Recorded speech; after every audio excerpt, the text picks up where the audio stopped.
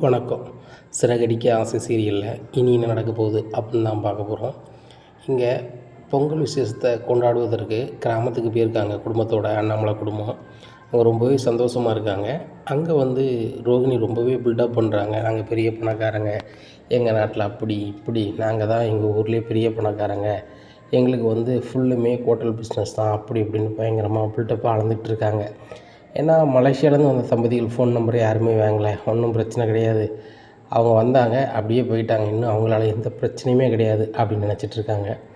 இப்படி இருக்குது இந்த சூழ்நிலையில் முத்துக்கு வந்து கால் பண்ணுறாரு செல்வம். என்னடா உன் பாட்டில் கிராமத்தில் போய் இருந்துக்கிட்ட அப்படிங்கிறாங்க.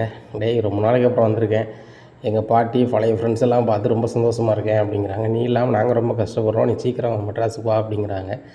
நண்பா, அந்த பொங்கல் அன்னைக்கு நீங்கள் எல்லாம் ரொம்ப கஷ்டமாக இருக்குது அப்படிங்கிறாங்க. நீ அங்கே வந்துடுறேன் அப்படிங்கிறாங்க. வரணும்னு ஆசை தான், அங்கே வந்தால் பார்ட்டி கிடைக்குமா அப்படிங்கிறாங்க. அது எல்லாம் கிடைக்கும், நீ வா அப்படிங்கிறாங்க. உடனே சரி ரைட்டுங்க, 2-3 நண்பரோடு நான் வந்து இங்கே வந்துட்டேன், சிறகடிக்கு வந்துட்டேன், அடிச்சுட்டு பேசுகிறேன் அப்படிங்கிறாங்க. டேய், அடித்தா வராத, நாளைக்கு காலையிலே வந்துடு காரில், நான் டீசலில் ஏதோ போட்டிருந்தேன் அப்படிங்கிறாங்க. சரி நண்பா அப்படின்னு சொல்லிட்டு பாருக்குள்ளே போகிறாங்க. அங்கே போகிறாங்க. அங்கே ஒரு ஆள் பயங்கரமாக பூஸ்ட்டு போட்டு அவர் லோலாய் பண்ணிகிட்டு கிடக்காரு. ஃபுல்லாக லோலாய் பண்ணிட்டு கிடக்காரு. யாருன்னு பார்த்தா அது மலேசியா மாமான்னு வந்த இவர் மணிமாமால அப்படின்னு சொல்லிட்டு, ஹலோ மாமா மாமா அப்படிங்கிறாங்க. உடனே என்ன மலேசியா மாமா இங்கே இருக்கீங்க அப்படிங்கிறாங்க. மலேசியாவா? நான் எங்கப்பா பார்த்தேன், மலேசியாவும் தெரியாது ஒன்றும் தெரியாது, நான் ஒரு வாட்டி மலேசியாக்காரன்னு நடிக்க போயிருக்கேன், அவ்வளோதான்ப்பா, வேற என்ன பார்த்துருக்கீங்க, நீ யாருப்பா அப்படிங்கிறாங்க. சுத்தமாக செல்வத்தை தெரியலை, ஃபுல்லாக ஏந்திருக்காப்புல. அப்போ பார்த்துட்டு உடனே முத்துக்கு கால் பண்ணாங்க. டேய், மலேசியா மாமே என்கிட்ட சிக்கிட்டாருடா அப்படிங்கிறாங்க. டேய், அவர் மலேசியாவிலடா இருப்பார் அப்படிங்கிறாங்க. ஏய், நான் சொன்னோம்லடா ஒரு இடத்துக்கு போகிறோம்னு சொல்லிட்டு சரக்கு சாப்பிட, அந்த இடத்துல அவர் மட்டையாக கிடக்காருடா அப்படிங்கிறாங்க. என்னடா சொல்கிற அப்படிங்கிறாங்க. இங்கே பாரு, உனக்கு வீடியோ கால் பண்ணுறோம் பாரு அப்படின்னு சொல்லிட்டு வீடியோ கால் பண்ணுறாங்க. உடனே செல்வம்கிட்ட முத்து சொல்கிறாரு, நல்லா இருப்பேன், உன் காரில் வச்சு ஏற்றிட்டு வந்துடு, இங்கே உங்களுக்கு என்ன பார்ட்டி வேணுமோ நான் பண்ணுறேன், என்னை பற்றி உனக்கு தெரியுமில்ல, சொன்னால் வாக்கு மாற மாட்டேன், உன் அக்கௌண்ட்டில் நான் வந்து இப்போ காசு போட்டு விடுதேன் நான் வீட்டை சொல்லி, நீ உடனே வந்துடுவியா அப்படிங்கிறாங்க.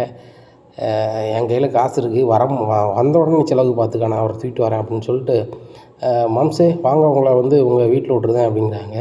எப்பா, எனக்கு வந்து கிண்டி, என்ன கிண்டியில் இத்தனை நம்பர் வீடு, என் கடை ஃபேமஸான ஒரு ஒரு கடை, கறிக்கடை. ஏன்னா அந்த கறிக்கடையை பார்த்தீங்கன்னா உங்களுக்கு தெரியும், ரொம்ப பழமையாக இருக்கும், 2 தலைமுறையாக நடத்துகிறேன். எங்கள் அப்பா நடத்துனாங்க, அப்புறம் நான் நடத்துகிறேன்.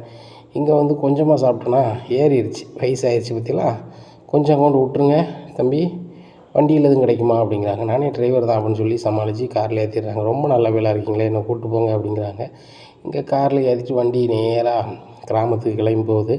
என்ன தம்பி ரொம்ப தூரம் போகிறோம் அப்படிங்கிறாங்க. இல்லை, டிராஃபிக் ஓவர் ஆயிடுச்சு, அதான் சுற்றி போகிறோம் அப்படிங்கிறாங்க. அப்படியா, நான் தூங்குதேன்ப்பா அப்படின்னு சொல்லி தூங்கிடுவார்.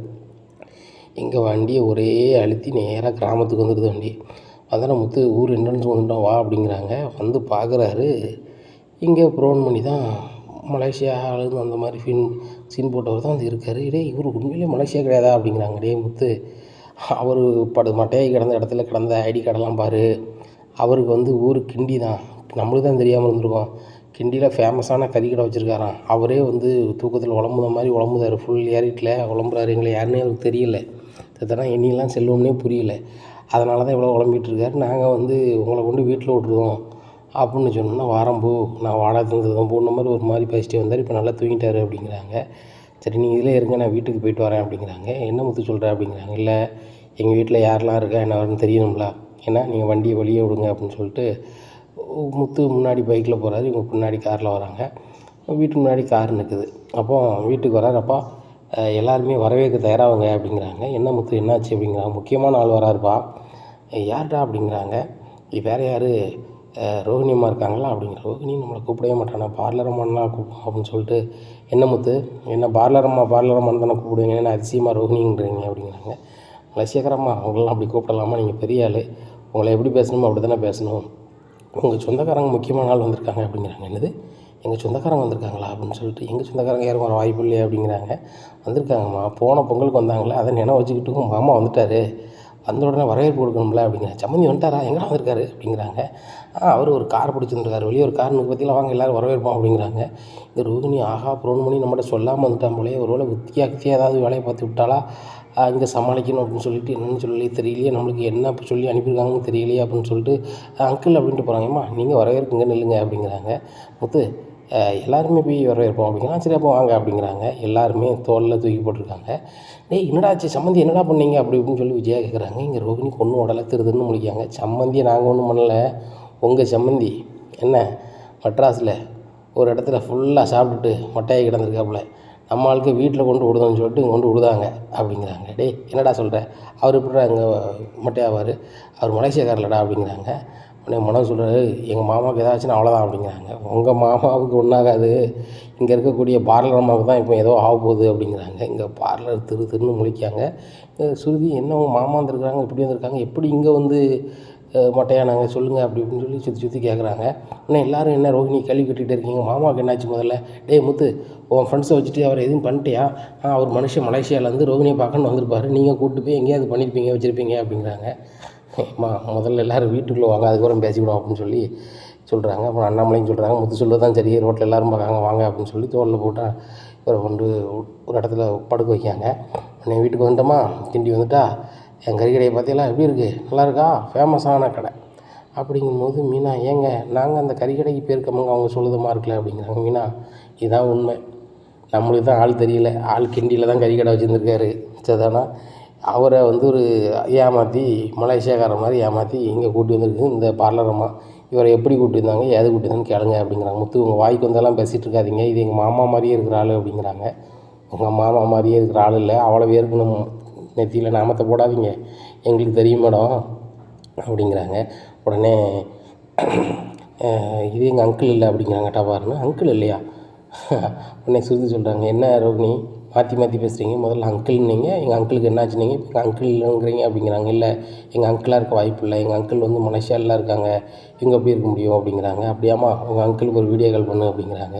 இங்கே ரோகிணியால் எதுவும் பேச முடியல, எங்கம்மா அங்கிள்லாம் வந்து எப்போவும் பிஸியாக இருப்பாங்க, அவங்களாம் பண்ண முடியாது அப்படிங்கிறாங்க. ஏம்மா நடிக்காத சரிதானா, இவர் என்ன வரோம் ஏது வரும்னு சொல்லி கொஞ்சம் நேரத்தில் தெரிஞ்சிடும்.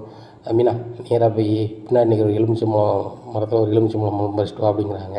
அப்படி எலுமிச்சம்பழத்தை பறிச்சிட்டு வராங்க. பறிச்சிட்டு வந்தால் அது ஜூஸ் போடு மீனா அப்படிங்கிறாங்க. ஜூஸ் போட்டு அதை குடிக்க வைக்காங்க. குடித்து கொஞ்சம் நேரத்தில் நான் எங்கே இருக்கேன் அப்படிங்கிறாங்க. மாமா நீங்கள் வந்து தெளிவான இடத்துல தான் இருக்கீங்க அப்படிங்கிறாங்க. யார் முத்துமர்மோனா, சரி மீனாவங்க எங்கே இருக்கேன் எனக்கு ஒன்றும் புரியலையே, செல்வம் நீனுங்க தான் இருக்கியா அப்படின்னு சொல்லி பேசியிருப்பாங்க. ஓ ரோகிணி பாப்பா நீனுங்க தான் இருக்கியாம்மா, சரி சரி ஆண்டி நீங்களும் இங்கே தான் இருக்கீங்களா அப்படிங்கிறாங்க. இதை கேட்டோன்னே விஜயாவுக்கு சரியான கடுப்பாயிருது. அப்போ நடிக்க தான் கூப்பிட்டு வந்திருக்கலாம் அப்படின்னு சொல்லிட்டு மறுபடி மீனா இன்னொரு டீ போடு அப்படிங்கிறாங்க. டீ போட்டு ஒன்று கொடுக்காங்க, ஃபுல்லாக தெளிஞ்சிருது.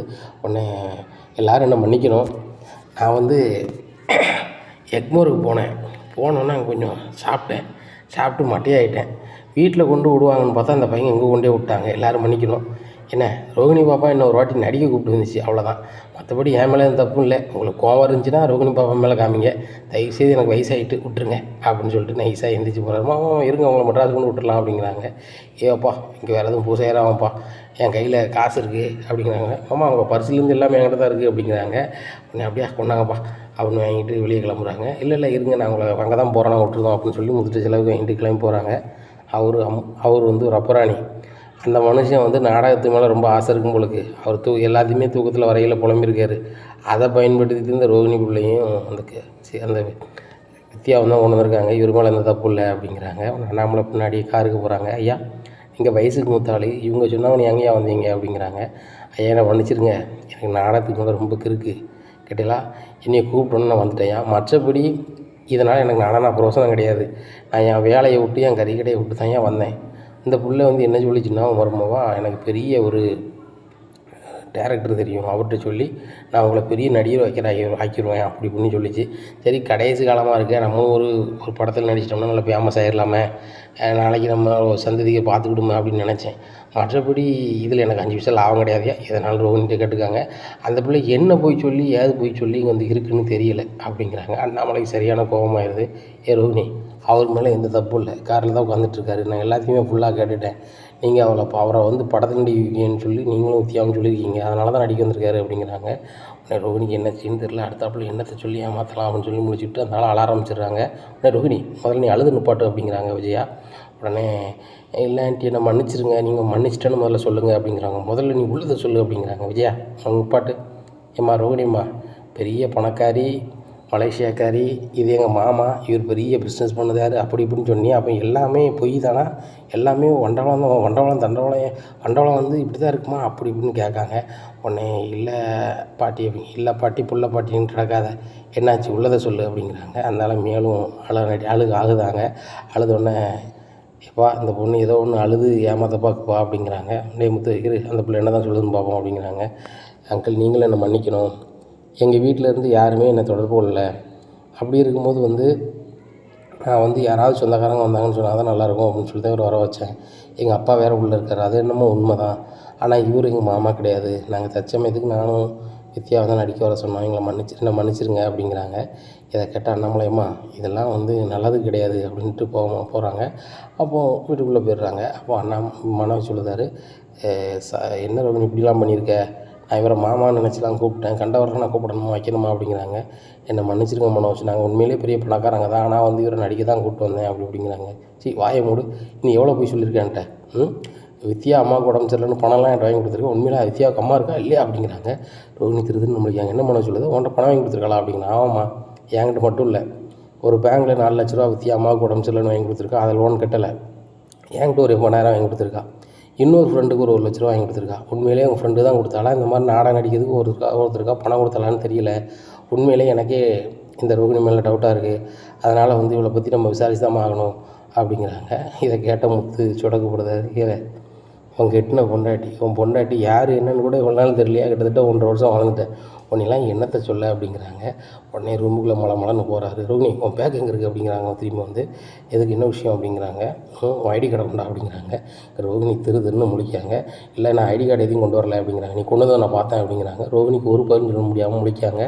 இனி என்ன நடக்கும் அப்படிங்கிறத பொறுத்திருந்து பார்க்கலாம். நம்ம சேனலை நீங்கள் மறக்காமல் லைக் அண்ட் சப்ஸ்கிரைப் பண்ணுங்கள். நன்றி, வணக்கம்.